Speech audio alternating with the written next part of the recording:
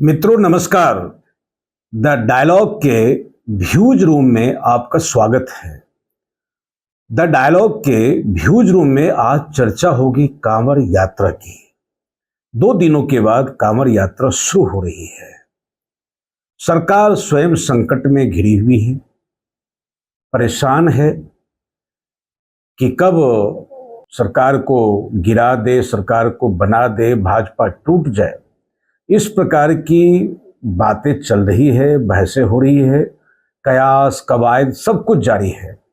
इसी बीच में आज चौंकाने वाला बयान आया है मुजफ्फरनगर के एसएसपी अभिषेक सिंह का कि कांवड़ यात्रा जो लंबी यात्रा है, 250 किलोमीटर की यात्रा है, इस यात्रा में दुकानदारों को अपनी दुकान के सामने में स्पष्ट करना होगा कि किस धर्म से जुड़े हुए हैं।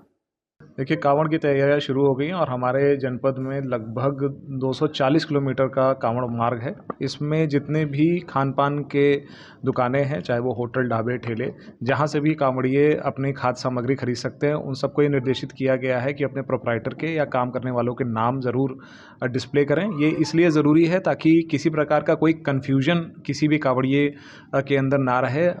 सीधे तौर पर यह कांवड़ यात्रा हिंदू मुसलमान की डिबेट में फंस गई है। मुद्दे को लोगों ने कंधे पर उठा लिया है। ओवैसी साहब कह रहे हैं कि यह हिंदू मुसलमान करने की जरूरत क्या थी। बरसों बरसों की यह जो कांवड़ यात्रा रही है, इस प्रकार की अमानवीय, अधार्मिक, अनैतिक बयान कभी नहीं दिए गए कि दुकानदारों को अपना नाम लिखना पड़ेगा। लेकिन यह तो आई है बातें सामने में। सरकार का पक्ष है कि दुकानदार कोई भ्रम ना पैदा कर सके कांवड़ियों के बीच में वो हिंदू है या मुसलमान है। चिंता इस बात की है कि क्या दलित दुकानदार जो है, जो जाटव की दुकानें होंगी, जो शूद्रों की दुकानें होंगी, क्या उनको भी अपनी जाति सूचक चीजें लिखनी पड़ेगी, या हिंदुओं को फ्री कर दिया गया है। इससे अपना नाम लिखने से आखिर अगर देखेंगे कि अगर कोई वाल्मीकि हैं, वाल्मीकि चाय पिला रहे हैं या फिर खाना बना रहे हैं, तो कितने कांवड़ यात्री उस वाल्मीकि की दुकान पर रुकेंगे, यह भी देखना पड़ेगा हम लोगों को। लेकिन कुल मिलाकर कि यह है कि निश्चित रूप से यह बातें ठीक नहीं है कि आप हिंदू मुसलमान करके देखेंगे आप कहाँ कहाँ रोकेंगे। कांधे पर जो ये कांवड़ है, आपको पता है ये कांवड़ कहाँ से बन के आता है। बड़े पैमाने पर मुस्लिम कारीगर इस कांवड़ को बनाते हैं और कांवड़ के ऊपर जितने भी खिलौने हैं, सारे खिलौने प्लास्टिक के जो बनते हैं, वो लगभग दुकानें जो है मुसलमानों की है। तो कुल मिलाकर के भोले बाबा की जो यह सवारी है, यात्रा है, इसमें लगभग सामग्री मुसलमानों के हाथों द्वारा निर्मित होती है। क्या करेंगे, कांवड़ नहीं कंधे पर लेंगे, लिखना पड़ेगा कि यह कांवड़ कहाँ से लाया गया है, किसने बनाया है, किसने खरीदा है। आज जो कपड़े पहनते हैं गिरवे रंग के, वे कपड़े किसने बनाए हैं, किसने रंगे हैं, कौन सा दर्जी आपके कपड़े को सिला है। ये बहुत प्रकार की बातें हैं। हम लोग तो बिहार में देखते हैं कि बड़े पैमाने पर, खासकर अयोध्या की बात में करूं, अयोध्या में जो माला की बिक्री होती है, जो खराव बनते हैं, बेचे जाते हैं, सब मुसलमानों के द्वारा। आपको हिंदू मुसलमान करना है, श्रावण के पहले कर लीजिए, श्रावण के बाद कर लीजिए, करते ही रहे, कौन रोका है आपको। लेकिन इस प्रकार से जो विराट हिंदू मन रखने वाला जो यह समाज है, इसको संकीर्णता में मत घसीटिए। जो भोलेनाथ की भक्ति के लिए जो समाज गए हैं, वो बड़ा मन लेकर के गए हैं, बड़ी बात सोचने के लिए गए हैं। और यही एक यात्रा है जहां समता का संदेश मिलता है। कौन अवर्ण है, कौन सवर्ण है, कौन दलित है, नहीं है, सब एक ही रंग में रंगे नजर आते हैं। यह है शिव का समाजवाद, यह है भोले बाबा का कम्युनिज्म, और उनका जो इक्वलिटी है कि भोले बाबा की बारात में कौन कौन लोग हैं। विषधर हैं, बैल हैं, भूत है, पिशाच है, ना जाने कितने लोग हैं। भोले बाबा को तो अवघर दानी है। अवघर का मतलब होता है जो घोर नहीं है, जो अघोर है, जो जटिल नहीं है। जो जटिल नहीं है, जो कम्प्लेक्स नहीं है, यही एक एकलौते भगवान है जो कम्प्लेक्सिटीज में नहीं है। इनका नाम ही अवघर दानी। इनको किसी जटिलता में नहीं देखा जा सकता है, समझा जा सकता है। भगवान शिव सीमाओं को तोड़ने वाले हैं, लेकिन सत्ता के लोग कहां रुकेंगे, कहां ठहरेंगे। ये तो किन्हीं को भी बेच देंगे, किन्हीं पर भी पाबंदी लगा देंगे। मुझे लगता है योगी आदित्यनाथ का यह अंतिम दांव है। अब होड़ मच गई है। कौन कड़ा हिंदू है, कौन मुलायम हिंदू है, कौन लिबरेट है, कौन रेडिकल है, कौन कितना आगे बढ़ करके घृणा पैदा कर सकता है, वही हिंदू हृदय सम्राट है। कौन कितना मुसलमानों को गाली दे सकता है, वही वह नायक है। मुझे लगता है ना तो इससे हिंदुत्व का भला होगा, ना हिंदू समाज का भला होगा। यह निश्चित रूप से योगी जी के ऊपर, मैंने पिछले वीडियो में भी कहा था कि असहमतियों के बाद भी योगी जी के लॉ एंड ऑर्डर को हम लोगों ने सम्मान दिया था कि बढ़िया काम कर रहे हैं। उससे बड़ा कोई कद्दावर नेता भाजपा में नहीं है। पिछले वीडियो में आपने देखा भी होगा। लेकिन यह जो फैसला आया है एसएसपी अभिषेक सिंह के बहाने कि नाम लिखना पड़ेगा, यह विभाजन रेखा ठीक नहीं है।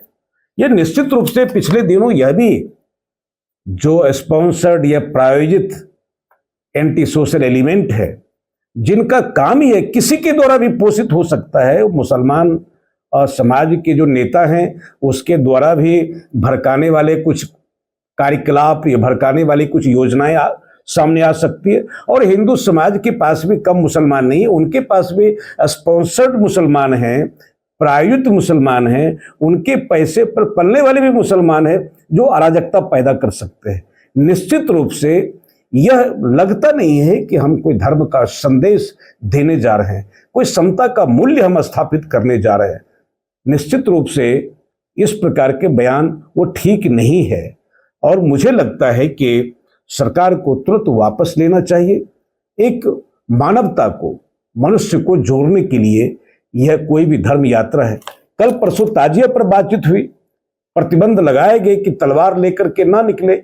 अगर राजसत्ता का यही काम है, तो राजसत्ता का यह काम है तो निश्चित रूप से कानून सबों के लिए बराबर होना चाहिए। और सरकार अगर यह कहती है कि दुकानदार अपना नाम स्पष्ट करे, तो एसएसपी अभिषेक सिंह या उनके मिलॉर्ड मुख्यमंत्री योगी आदित्यनाथ जी, कांवड़ यात्रा के नाम पर जो अराजकता हम लोग देखते हैं, ऐसा नहीं है कि हम लोग मंगल ग्रह पर हैं। जिस प्रकार से नशा, मादक द्रव्य का सेवन, गांजा, भांग, तमाम प्रकार की अराजकता, और हमने तो दारू पीते हुए भी देखा है थकान मिटाते हुए कांवड़िया को। यह भी प्रतिबंध, अगर पवित्रता की बात है, अगर मुसलमानों के छुए हुए सामान को नहीं खरीदना है, इसलिए नाम स्पष्ट करके दुकानदारों को लिखना है, अगर यही बात है, यह भी कड़ाई के साथ पालन करना चाहिए कि जो अराजकतावादी तत्व है कांवड़ यात्रा के नाम पर, उसको अराजकता पैदा करने की छूट नहीं दी जा सकती है। ना मादक द्रव्य सेवन करने की आजादी दी जा सकती है, लेकिन ना लाठी और डंडा और गिरवा वस्त्र पहन लेने से उसको हुड़दंग करने की इजाजत नहीं दी जा सकती है। कानून सबके लिए बराबर है। आपकी निजी आस्था है, आप पालन कीजिए, लेकिन अपनी निजी आस्था के लिए समाज के हित और समाज की सुख शांति को आप दांव पर नहीं लगा सकते हैं। यह सवाल था आज द डायलॉग के व्यूज रूम का। निश्चित रूप से सरकार को समाज को तोड़ने वाला कोई प्रकल्प नहीं शुरू करना चाहिए, ना ऐसी कोई घोषणा करनी चाहिए। और मुस्लिम समाज को भी चाहिए कि निश्चित रूप से हिंदुओं की आस्था का विषय है, इस प्रकार की कोई प्रति सांस्कृतिक और मन को ठेस लगने वाले ऐसे कोई कार्यक्रम नहीं करने चाहिए। और कांवड़ यात्रा में जब जानते हैं कि बड़ी पवित्रता की बात होती है, तो आप किसी प्रकार से ऐसे जो द्रव्य हैं, ऐसे जो भोज्य पदार्थ हैं, निश्चित रूप से मांस मछली की बिक्री नहीं हो, अंडे की दुकान नहीं हो, अन्य प्रकार की गंदगी वाली चीजें नहीं हो। अगर एक कोई वर्ग साफ सुथरा पवित्रता के साथ कोई यात्रा निकाल रहे हैं, निश्चित रूप से मुस्लिम समाज को भी आगे बढ़ करके सहयोग देना चाहिए और आज तक सहयोग देते भी रहे हैं। निश्चित रूप से सत्ता तो स्थिर रहने वाली चीज है नहीं। सत्ता जब तक बांटेगी नहीं, जब तक विभेद पैदा नहीं करेगी, जब तक घृणा पैदा नहीं करेगी, तब तक उनकी राजनीति चलेगी नहीं। योगी आदित्यनाथ संकटों से घिरे हुए हैं, लेकिन संकटों से निकलने का यह कोई रास्ता नहीं है।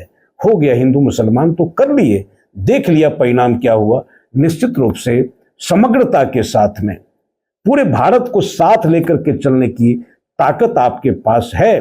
तात्कालिक चुनौतियां आ सकती है आपके ऊपर, लेकिन अगर सत्य निष्ठा है, अगर समाज के प्रति प्रतिबद्धता है, आप हारेंगे, हटाए भी जा सकते हैं, पराभूत भी हो सकते हैं, लेकिन निश्चित रूप से आपका विजय आने वाले दिनों में सुनिश्चित होगा। लेकिन नकारात्मक राजनीति की कोई आयु नहीं होती है, इतिहास में उसे कोई जगह नहीं मिलती है।